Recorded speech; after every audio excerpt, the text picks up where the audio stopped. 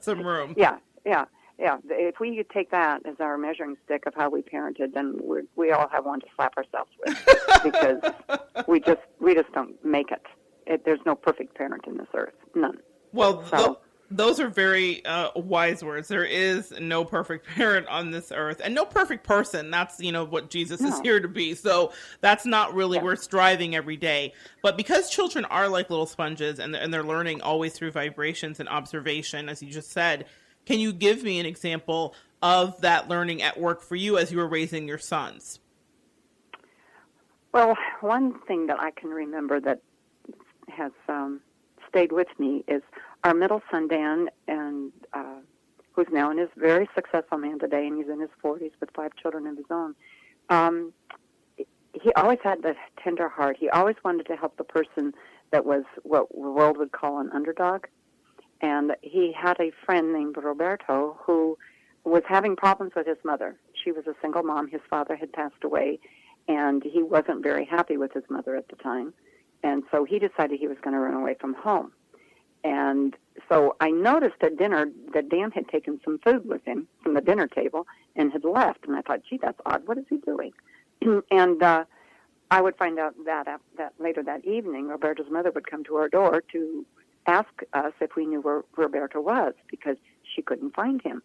And so we called Dan. He was in his bedroom, and we called him to the living room, and he just sat there with this blank look on his face. What had happened was Roberto did run away from home, and he ran up into the treehouse in their backyard. And he was going to live up there, and Dan was going to take him food so he could survive. And but at the time, we didn't know that's what would happen. But finally, his father Ed told him, Dan, you have to tell Roberto's mother the truth. She's very worried. And he felt really bad that he had to give up his best friend's hideout.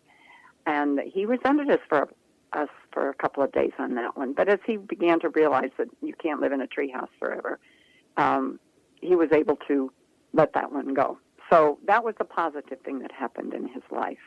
Another time I can remember, he had a friend that got involved in some pornography.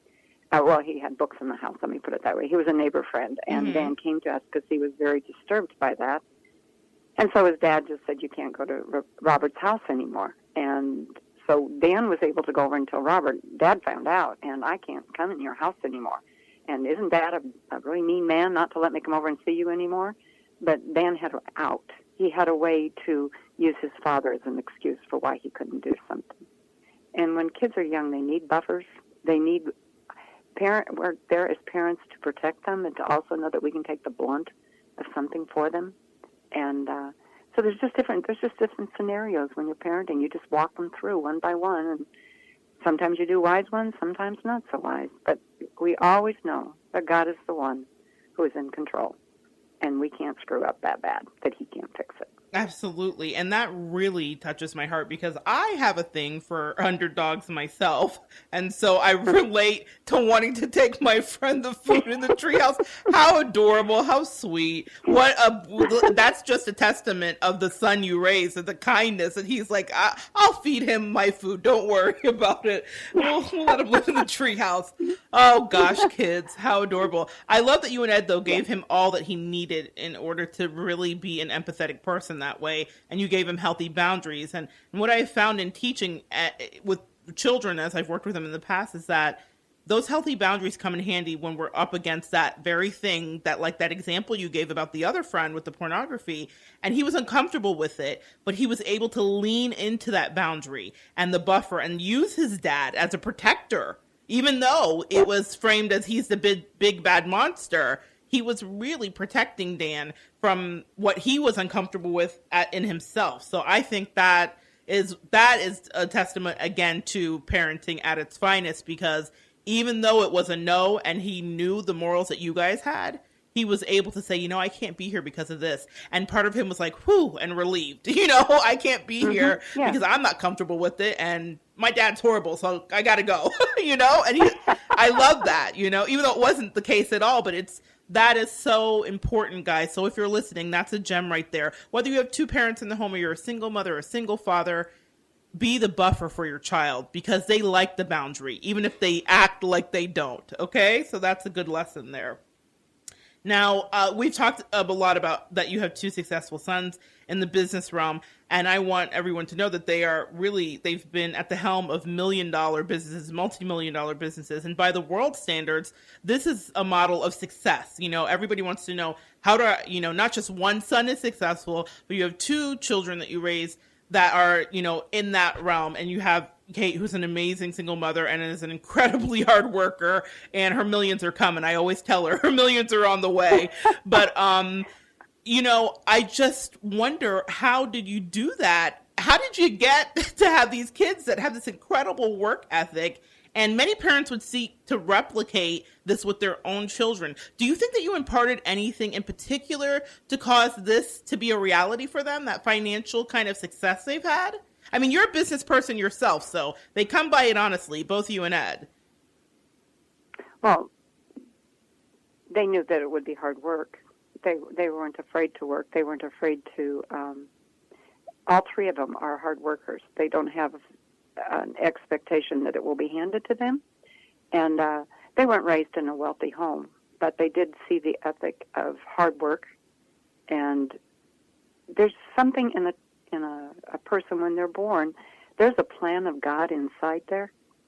It's not a seed that we as parents put in. It is the seed of Christ's plan for their life, and we as parents have them from a short term to water that and nurture it and allow it to grow.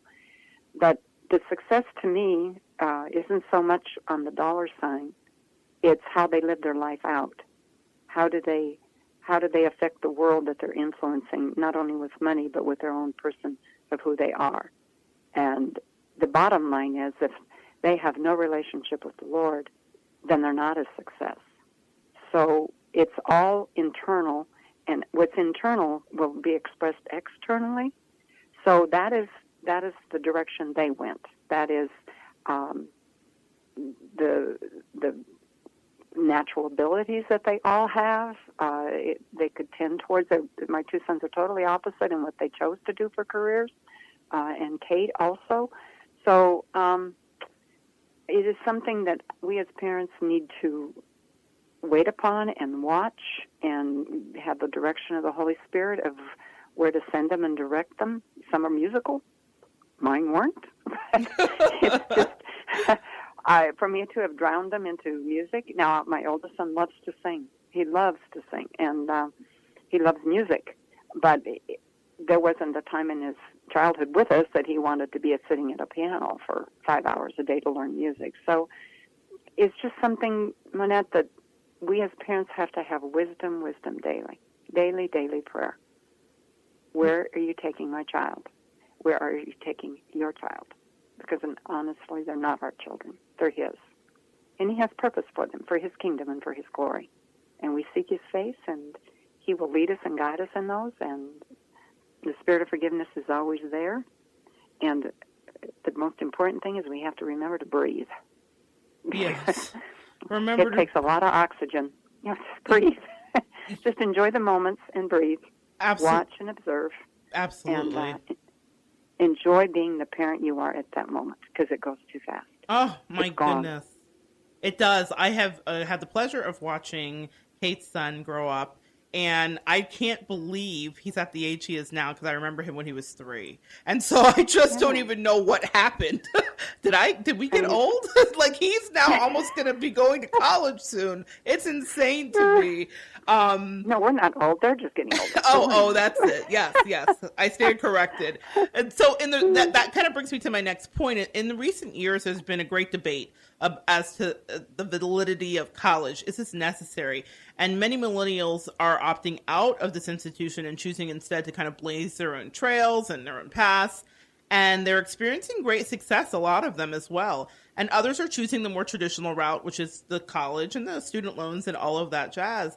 What are your thoughts as to the necessity of college, especially juxtaposed against these sons that have these businesses that are very financially well off and doing very well? What do you think about college now versus then, versus, like, let's say the 80s versus now? Back in the 80s, going to college was the next step to succeed in business, and so both the boys did that. But today, I know Anthony has said to me, they both graduated from the University of Wyoming, and Anthony has said, Mother, what I learned to do my business today, I could have learned in 6 months. But on the other side, my other son, who's an engineer, in order for him to have his business, he has to have those credentials on the wall. If he did not have those credentials on the wall, he could not do what he's doing. So there again, it's just the energy by which they are directed to go. And so Anthony has used his degree in various places, but today, like he said, what he needs to manage his business today, a lot of the college wasn't used. But so Gary again, it's that waiting on the Lord. Where do I send my son? What does he want to do? Where is his energies? Where is his strengths? And creating that environment where they can be expressed and let him develop in who God has created him to be. Yeah, it really is a different thing. And that's a really good offering there for the listeners. There's two ends of the spectrum. One son needs those credentials on the wall. The other son has the credentials, but says, you know what, I kind of picked up what I needed to know in the first 6 months in order to be as successful as I've been. So really great advice from Miss Barbara today. Lean not unto your own understanding, but lean into God and really figure out. I'm sorry, go ahead. Well, I look at I'm sorry. I was just going to say, and I wanted to, in this whole thing, put our Kate, because we have watched God open doors for her, for what she's doing today. Oh, yes. I am so amazed of, because you don't have time in the talk show to see how God has just opened doors for her to walk through, and how she has been willing to walk through them.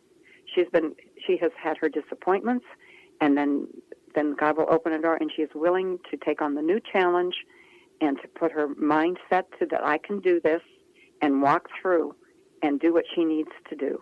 And she is such a valiant soldier. Her dad and I cannot we just stand in the bleachers cheering her on, because she is such a remarkable woman. She really is. Yeah. She is brave. And I know you know her personally, but yes. Well, I could gush and gush. We could be here all day, because Kate has been such a dear friend to me and has showed me what real friendship means and what it's like. Mm-hmm. And that doesn't mean that she always agrees with me. Sometimes she absolutely kind of, as they say, the Lord chastises who he loves, or loves who he chastises. Sometimes Kate will get me together and say, let's take a look at that again. Maybe that's not the right way, or maybe that's not the right person. And I so value her opinion, because I know, well, now I know where the source is from. It's coming from God, but she got a lot of that energy and information filtered through you and Ed, and you two are so incredibly wise and insightful. So I just feel so lucky, and she is a soldier, and that's why I tell her your millions are coming. I know it. They're already they're already there for you. That's coming. So no, we do not want to forget Kate at all. Because she has an incredible work ethic. Actually, Kate, I must say, I'm going to brag a little bit, taught me about work ethic. I have always just been a creative soul, and I've done a little bit of everything I've wanted to do. But over the last 3 years, I've really seen an uptick in success for me. And that's because I was watching Kate model her work ethic. And I always would tell her how impressed I was. I mean, she gets up, she goes to work, rain or shine, sick or not. She takes chances, like you said, and goes into new career opportunities when they're presented for her. She doesn't stay stagnant.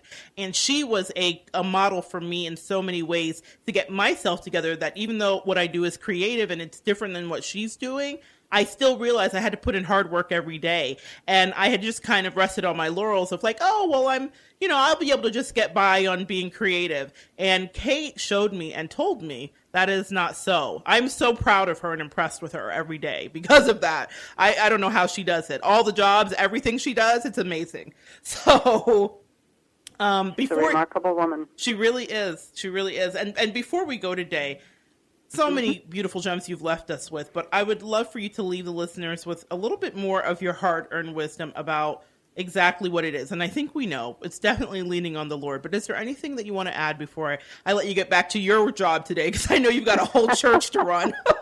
Well, to me, prayer on your knees, you pray and you seek, and when you pray over your children, the best prayer that I can say is, thy will be done.